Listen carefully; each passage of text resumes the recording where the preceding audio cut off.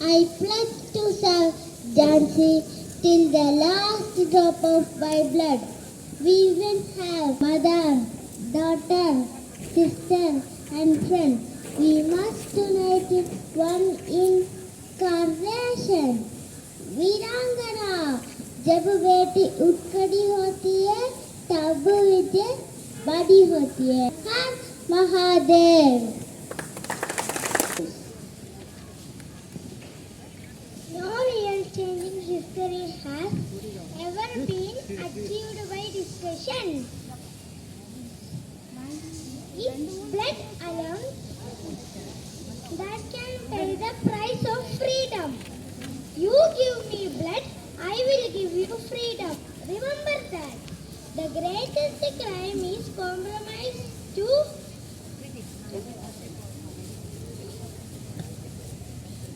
kill. ரத்தத்தை கொடு விடுதலை தருகிறேன் என நேதாஜியும் ரத்தமில்லா சுதந்திரம் வாங்கிட பேனா முனையாலே மக்களை எழுச்சியுரை செய்து பரங்கியரை பதறிடச் செய்தவன் இவன். ஆடுவோமே பள்ளு பாடுவோமே ஆனந்த சுதந்திரம் அடைந்து விட்டோமே என விடுதலைக்கு முன்பாகவே பாடிய தீர்க்கதரிசி மகாகவி சுப்பிரமணிய பாரதியார் இதோ உங்கள் முன். அச்சமில்லை அச்சமில்லை அச்சம் என்பதில்லையே ஜெகத்துள்ளோரெல்லாம் எதிர்த்திருந்த போதிலும் அச்சமில்லை அச்சமில்லை அச்சம் என்பதில்லையே துச்சமாக எண்ணி நம்மை தூறு செய்த போதிலும் அச்சமில்லை அச்சமில்லை அச்சம் என்பதில்லையே பச்சையூனியந்த வேட்பாளர்கள் வந்த போதிலும் அச்சமில்லை அச்சமில்லை அச்சம் என்பதில்லையே உச்சி மீது வானிடிந்து வீழுகின்ற போதிலும் அச்சமில்லை அச்சமில்லை அச்சம் என்பதில்லையே. No caste can divide us, no laws can separate us, no color or creed can divide our future, because we are children of one mother. Bharat Mata ki Jai, Valga Bharadam.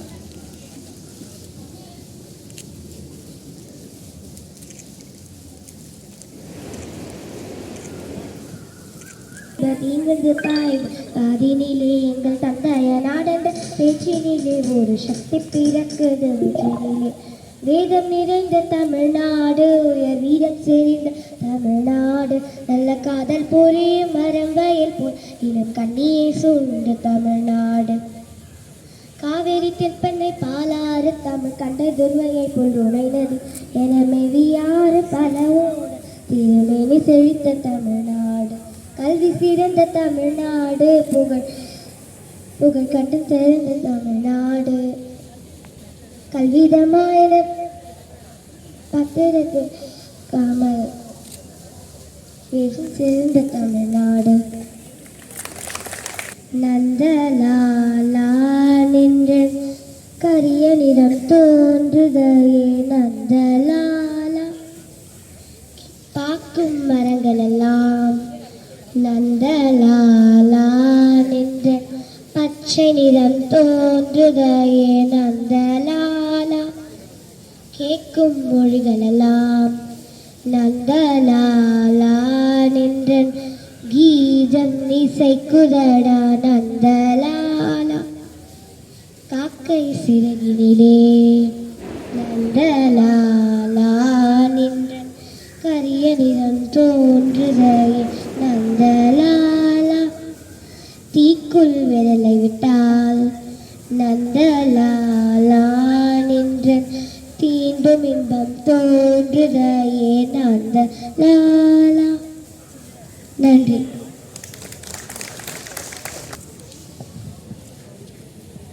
அனைவருக்கும் வணக்கம். இந்திய விடுதலை நாள் 75வது அமுத பெருவிழா. அனைவருக்கும் இனிய சுதந்திர தின நாள் நல்வாழ்த்துக்கள்.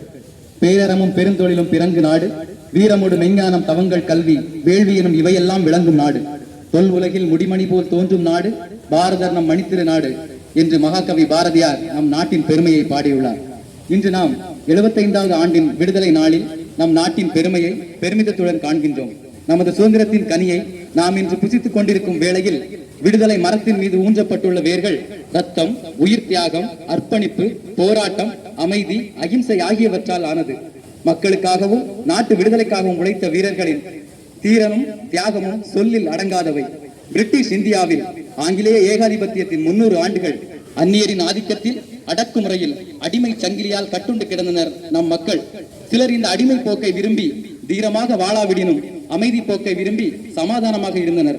இது என் நாடு, எனது மண், இங்கு வேற்றொருவன் ஆட்சி செய்வதை விரும்பாத உண்மை விடுதலை வீரர்கள் கிளர்ச்சியிலும் எழுச்சியிலும் தனது எதிர்ப்பை தெரிவித்து புரட்சியில் ஈடுபட்டனர். ஆரம்ப கால கட்டத்தில் மும்முனை புரட்சியாக இருந்து வந்தது. அவை பொதுமக்கள் புரட்சி, ஆதிக்குடி மக்கள் புரட்சி, குடியானவர் இயக்கங்கள், கிளர்ச்சி.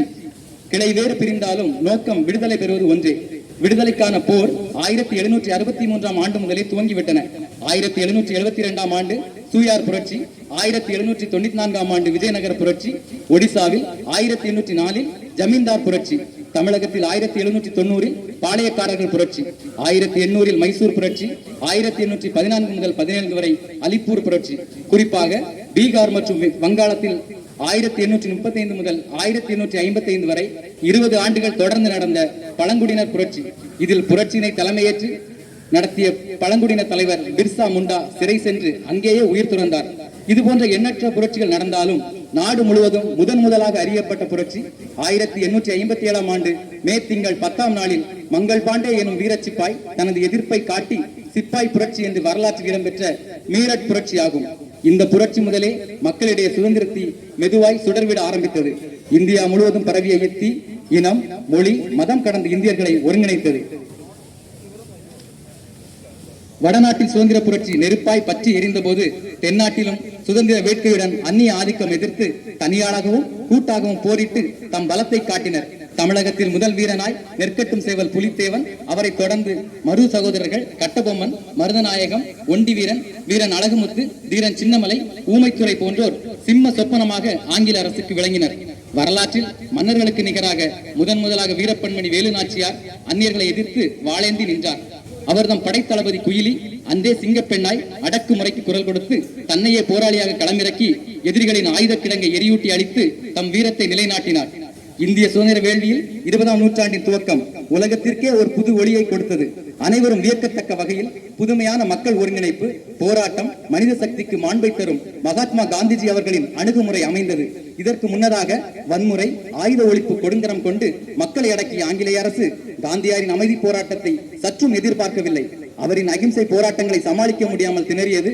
காந்திஜி அவர்களின் அகிம்சை வழியில் பண்டித நேரு, ராஜாஜி, வல்லபாய் பட்டேல், காமராஜர், கக்கன், சத்தியமூர்த்தி போன்ற பலரும் விடுதலைக்கான களத்தில் நின்றனர். மற்றொரு புறம் நேதாஜி சுபாஷ் சந்திர போஸ் அவர்களின் இந்திய தேசிய படை பிரிட்டிஷாரை திக்குமுக்காட செய்தது. அமைதி முறையில் செல்லாது வன்முறையாலும் ஆயுதம் தாங்கிய போராட்டத்தாலும் சுதந்திரம் பெற முடியும் என்பது போஸ் அவர்களின் நெறிமுறை. அவர்களின் ஜெய்ஹிந்த் என்ற எழுச்சி வாசகம் இந்தியர்களுக்கு உயிர்ப்பு அளித்தது. நேதாஜி அவர்களின் வழிமுறையை பின்பற்றி தமிழகத்தில் பசும்பொன் முத்துராமலிங்கம் இந்திய விடுதலை போரை முன்னெடுத்து சென்றார். மக்களிடையே சுதந்திர எழுச்சியினை பாடல்களால் பதிவுறச் செய்த வங்க கவிஞர் பக்கிங் சந்திர சட்டர்ஜி தனது வந்தே மாதரம் பாடலால் புகழ் பெற்றார். சுதந்திர போராட்டத்தின் முதல் வாசகமாய் வந்தே மாதரம் அமைந்தது. அனைத்து கூட்டத்திலும் பாடப்பெற்று தற்போது நம் தேசிய பாடலாக உலகம் முழுவதும் ஒலித்துக் கொண்டிருக்கிறது. தமிழகத்தில் மகாகவி பாரதியார் சுதந்திர எழுச்சி பாடல்களால் புகழ் பெற்று விளங்கினார். அவர்தம் பாடல்கள் நெஞ்சுக்கு உரமும் கேட்பவருக்கு விடுதலை வேட்கையும் நேர்மை திறனுமாய் இன்றும் திகழ்பவை. போராட்ட காலத்தில் எவ்வித இயக்கத்திலும் தம்மை இணைத்துக் கொள்ளாமல் இருந்த நம்மவர்களை நொந்து கொள்கிறார். எவ்வாறு? நெஞ்சு பொறுக்குதில்லையே இந்த நிலைகெட்ட மனிதரை நினைத்து விட்டால் அஞ்சி அஞ்சி சாவார் இவர் அஞ்சாத போரில் இல்லை அவனியிலே கஞ்சி குடிப்பதற்கிலார் அதற்கான காரணங்கள் இவை என்னும் அறிவுமிலார். நாம் அனைவரும் அறிந்த மகாபாரத கதையை சுதந்திர போருக்கான பாடலாக மாற்றி வாய்ப்பூட்டு சட்டம் போட்ட ஆங்கில அரசை கண்டித்து பாஞ்சாலி சபதமாய் பாடல் இயற்றினார். தர்மத்தின் வாழ்வுதனை சூதுகவும் தர்மம் மறுபடி வெல்லும் என்ற வாசகத்தால் ஈர்த்தார். சுதந்திர பாடலாலும் கட்டுரைகளாலும் மக்கள் மனதில் நிலைத்து நிற்கிறார். நாடு விடுதலை அடையும் முன்னரே விடுதலை விடுதலை பாடலும் தேசிய கீதமும் பெண்ணடிமை பாடலும் இயற்றி அடிமைத்தனத்தை ஒழித்து இந்தியாவை முன்னேற்ற பாதைக்கு வழிவகுத்தவர். தேசிய கவி பாரதியை போன்றே காந்திய வழியில் நாமக்கல் கவிஞர் ராமலிங்கமும் சுதந்திர எழுச்சி பாடல்கள் மூலம் மக்களை ஒன்றிணைத்தவர்.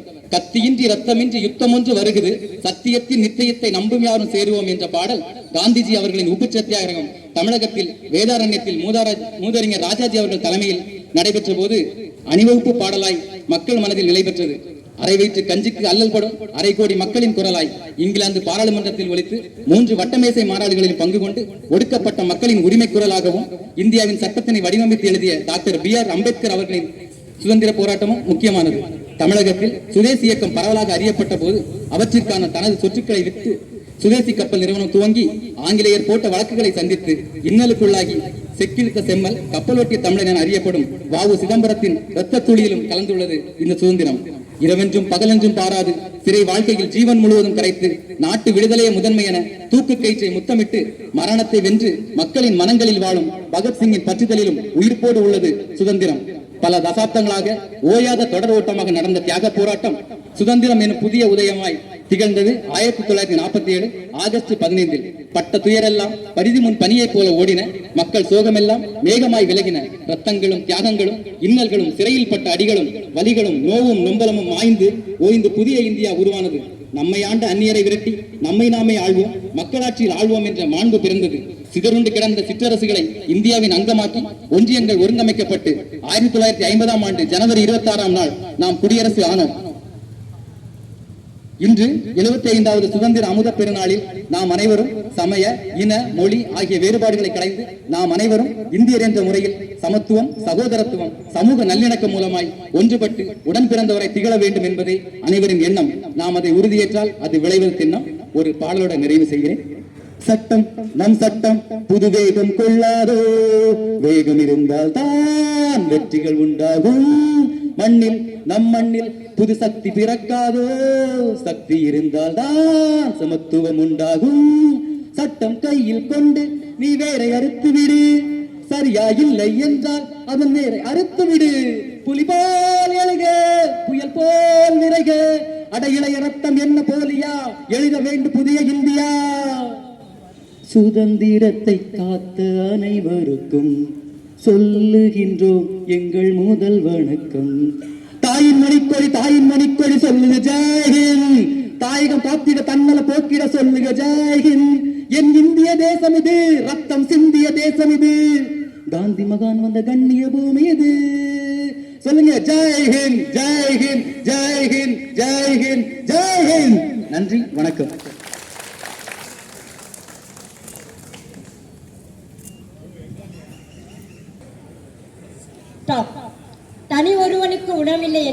ஜகத்தினை அழித்திடுவோம். எஸ், மகாகவி பாரதியார் அன்றே சொன்னார், தனி ஒருவனுக்கு உணவில்லை எனில் ஜகத்தினை அழித்திடுவோம். மீன் டு சே, ஒருத்தருக்கு கூட சாப்பாடு இல்லைன்னா இந்த உலகத்தையே நான் அழிச்சிடுவேன்னு சொன்ன அளவுக்கு கோபக்காரன் பிறந்த பாரதி பிறந்த நாடு என்னாடு. நிமிர்ந்த நன்னடை, நேர்கொண்ட பார்வை, நிலத்தில் எவர்க்கும் அஞ்சாத ஞானச் செருக்கு கொண்டவன் அவன். செந்தமிழ் நாடெனும் போதினிலே இன்பத்தேன் வந்து பாயுது காதினிலே என்று கொண்டாடி கொண்டாடி கும்மி அடித்து மகிழ்ந்தவன் அவன். அவன் பிறந்த நாட்டில் நானும் இருப்பதற்கு நான் பெருமிதம் கொள்கிறேன். வாழ்க, வணக்கம், ஜெய்ஹிந்த்.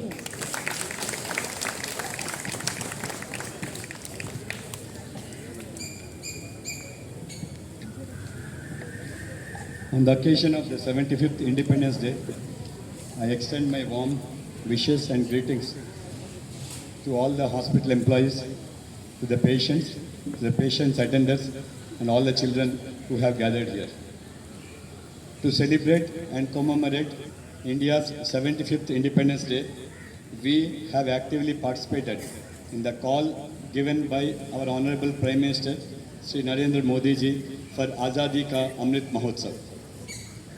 At Railway Hospital, Perambur, it will be a great honor for many of you youngsters to work in the next 25 years, called by our Prime Minister as Amrit Kal, from India at 25 to India at 100.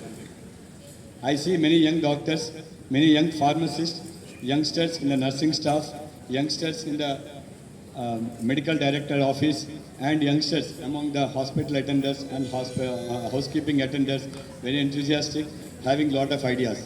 And I hope with these ideas we'll push forward to put our hospital on the top of the map of Indian Railways once again. Our motto here has always been patient care and employee welfare.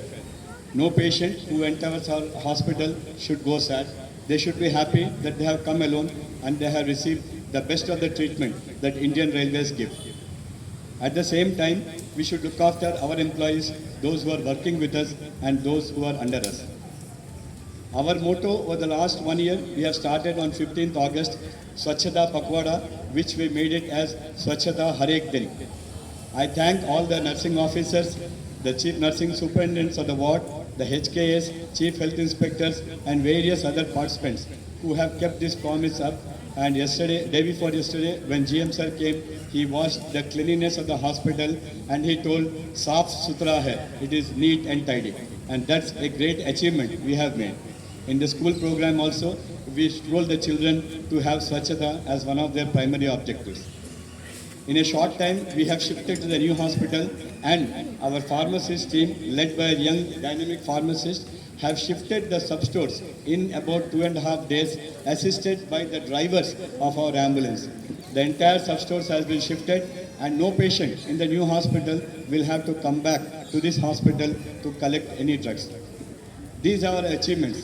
These are some of our many achievements. And in this program of Azadi Ki Amrit Mahotsav, we have seen our nursing staff in particular dedicated totally to the cause of this program. Today, we have a program from them. I wish all of you stay back and watch the program which they have dedicated to the hospital. Thank you.